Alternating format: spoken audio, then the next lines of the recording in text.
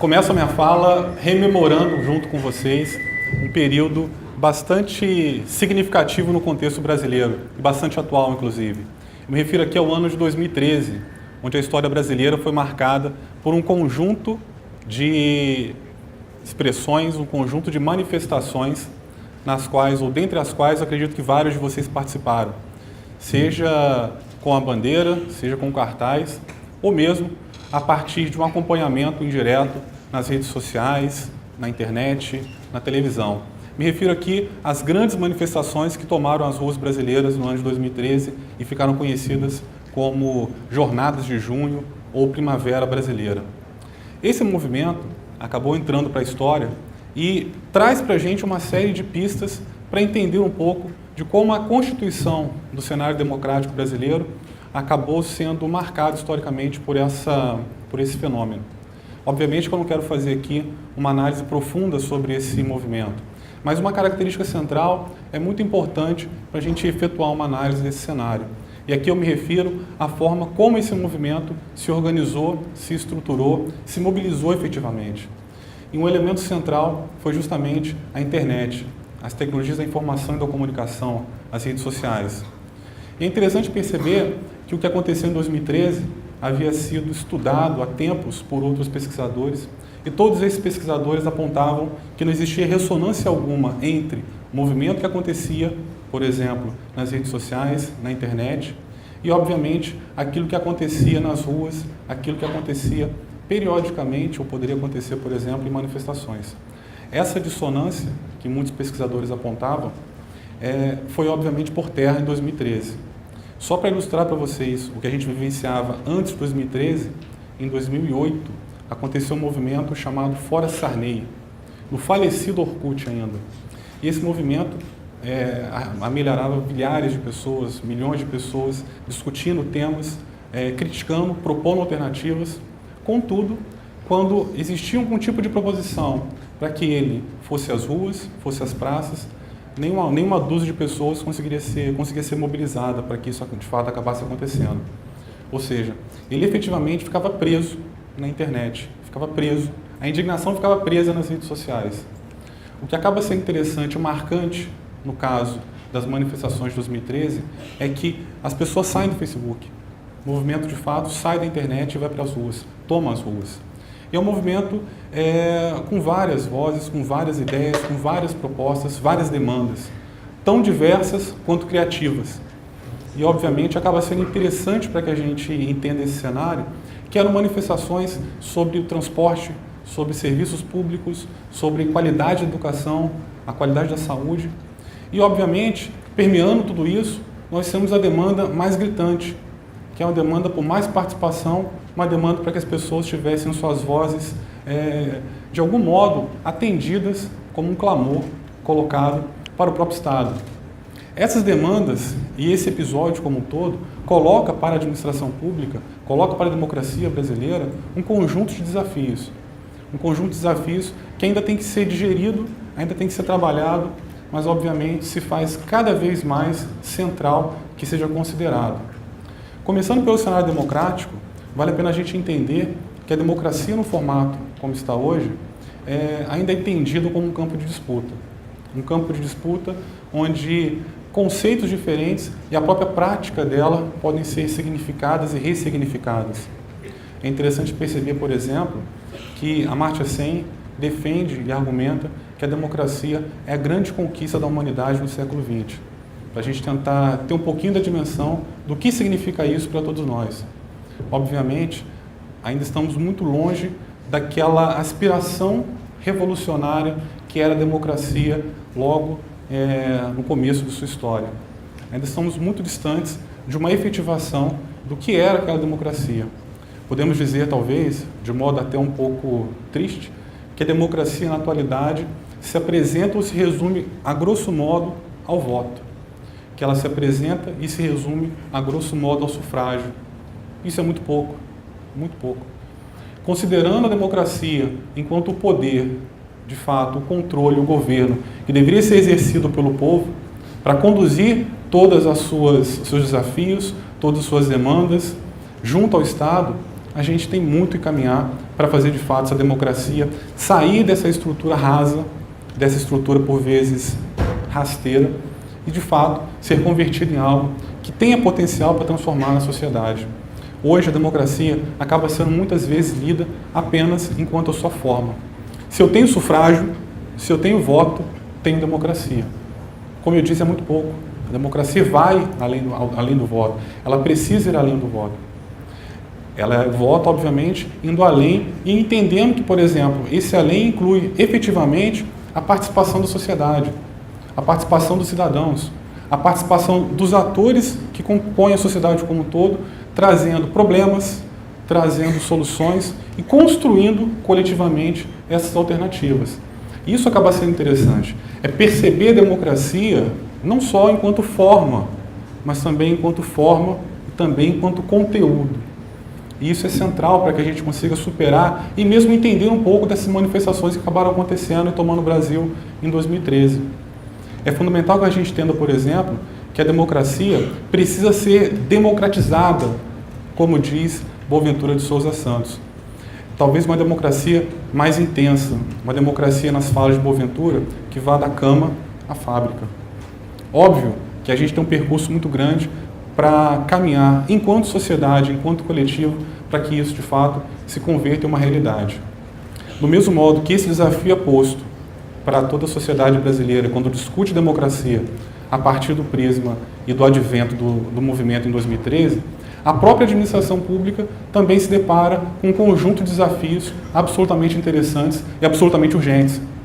Observe que a administração pública, em especial, tem que lidar com as demandas que são colocadas pela sociedade e que, ao mesmo tempo, parecem ser contraditórias e paradoxais.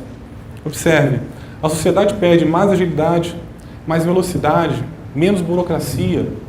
Ao mesmo tempo, ela quer também mais participação, quer ser ouvida, ela quer ter controle social. Como é que eu vou ser, ao mesmo tempo, rápido, ágil e ouvir todos? Dar espaço para todos. São coisas que podem soar contraditórias. Ouvir as pessoas, dar espaço para a participação, demanda efetivamente tempo. Demanda efetivamente um trabalho de politização. Não é algo feito da noite para o dia. E essa característica é central para a gente entender, talvez, o desafio que é colocado. Como compatibilizar esse cenário? Como compatibilizar essas tensões? Que, ao mesmo tempo, me cobram agilidade e tempo para discussão, tempo para debate, tempo para participação. E aqui, talvez, um ensaio para essa resposta, uma sugestão que eu convido vocês a refletirem comigo, pode ser pensar tudo isso ou integrar tudo isso a partir daquela característica que eu disse no começo da minha fala e que foi utilizado para mobilizar os movimentos sociais em 2013. Me refiro aqui às tecnologias da informação e da comunicação.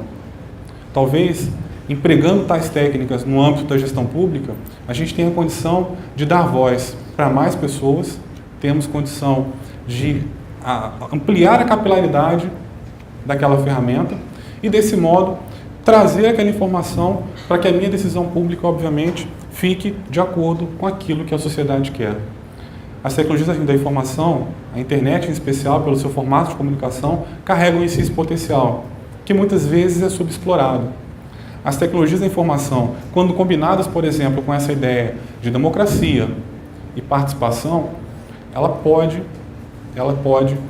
potencializar todas essas vozes que muitas vezes ficam escondidas, que agora começam a ganhar corpo nas ruas.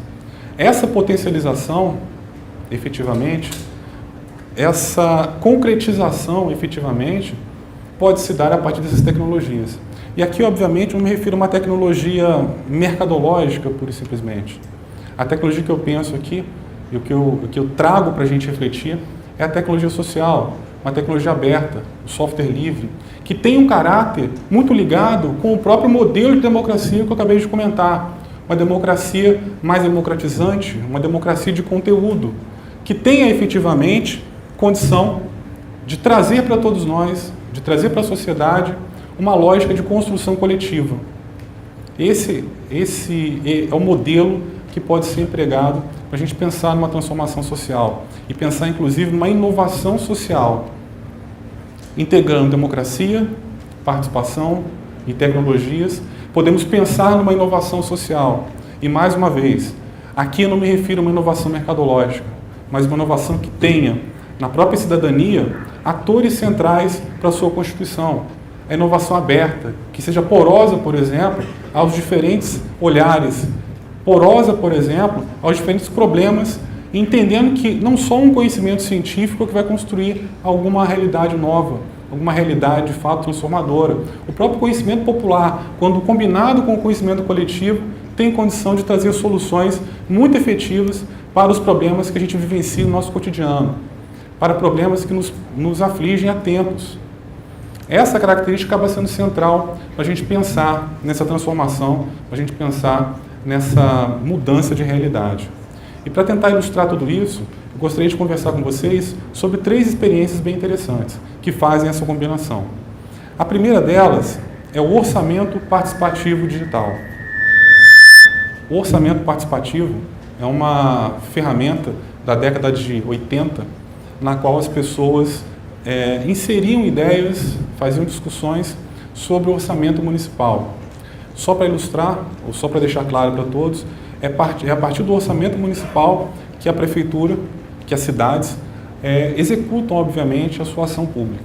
Daí a importância desse item para que a gente tenha ele enquanto uma característica, ou permeado por uma característica democratizante. O orçamento participativo digital faz com que essa dinâmica de discussão da peça orçamentária aconteça no âmbito da própria internet. Então a cidadania, as pessoas, poderiam opinar sobre o que transformar em sociedade a partir da internet, de um smartphone, de um telefone 0800, por exemplo. O Brasil foi pioneiro nessa experiência em 2006, na cidade de Belo Horizonte, e é interessante perceber que a gente, combinando essa dinâmica de trazer opções, trazer visões e itens para que as pessoas participem e se integrem, pode ser muito efetivo para construir uma nova realidade. Um outro exemplo que eu trago para vocês vem lá do Rio Grande do Sul, operado no âmbito de um governo estadual, em 2009, 2010, chamado Gabinete Digital. O Gabinete Digital é bastante interessante porque, diferente do OP, do Orçamento Participativo, ele trabalha numa lógica bem mais integrada e tem, por exemplo, uma dimensão muito forte, que é a dimensão do controle social, a dimensão da inserção da cidadania, da população, no controle de problemas, no controle de obras públicas, por exemplo. O Gabinete Digital tem como mérito fazer uma ligação direta entre a cidadania e o governo, sem intermediários, mediado, obviamente, pela internet. E isso faz toda a diferença. Um exemplo que eu trago para vocês de uma das funcionalidades do Gabinete Digital envolve, por exemplo, a fiscalização de obras. Acho que todos já se depararam com uma placa como essa, uma placa de obra pública, onde você tem informações estáticas sobre, por exemplo, o valor da obra, características, enfim. Essa obra por si só essa placa por si só acaba sendo muito limitada em termos de informações para controle social. O Gabinete Digital fez uma coisa bastante interessante. As obras que eram conduzidas pelo poder público recebiam placas como essa, mas também recebiam códigos nesse formato aqui, QR Codes. Esse tipo de código, que vocês devem encontrar, por exemplo, em embalagens como, por exemplo, de produtos diversos, ou embalagens de itens de manufaturados, tem uma característica interessante, que é justamente a capacidade de remeter você para acesso a outras informações. Então, o que acontecia nesse episódio do Gabinete Digital? Você tinha a obra, a placa, você aproximava o seu celular desse código de barras e era automaticamente remetido a um site e você via, de modo dinâmico, como aquela obra estava se desenvolvendo, como aquele processo, as etapas que estavam sendo vencidas ou não. E tinha condições desse modo, de apontar, por exemplo, falhas sobre o que estava ou não em acordo ou desacordo com aquilo que estava sendo apontado no próprio aplicativo e com relação à obra que estava sendo feita ali na sua frente. Várias foram as denúncias em que as pessoas apontavam o celular, identificavam um percentual determinado e viam que aquilo era diferente da realidade. Obviamente que as ações acabavam acontecendo e gerou uma grande efetividade nas práticas daquela ferramenta. Ou seja, mais uma vez temos uma combinação entre democracia, tecnologia e participação, gerando melhoria nos serviços públicos, gerando melhoria da qualidade democrática.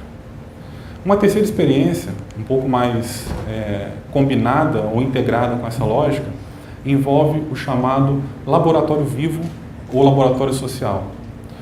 Em São Paulo nós temos alguns exemplos de laboratórios sociais ou laboratórios vivos. No mundo também várias são as experiências de laboratórios sociais e laboratórios vivos.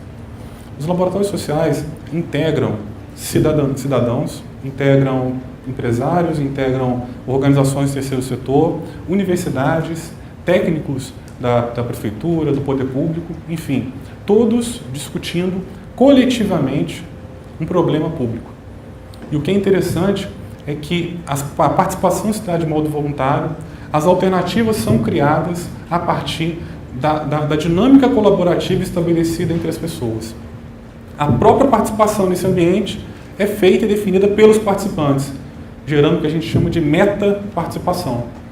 Eu tenho nesse contexto do laboratório vivo, então, uma oportunidade central para que as pessoas consigam criar soluções a partir dos problemas que elas vivenciam.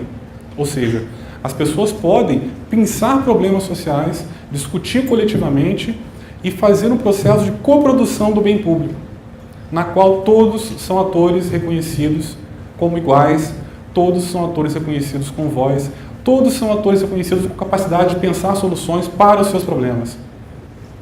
Então isso é uma iniciativa muito interessante que pode ser pensada para que a gente construa efetivamente uma democracia muito mais efetiva no nosso país. Uma democracia mais justa, mais solidária e que efetivamente consiga trazer para todos nós um olhar muito mais integrado entre os problemas sociais, por exemplo, entre os diferentes desafios que temos que enfrentar.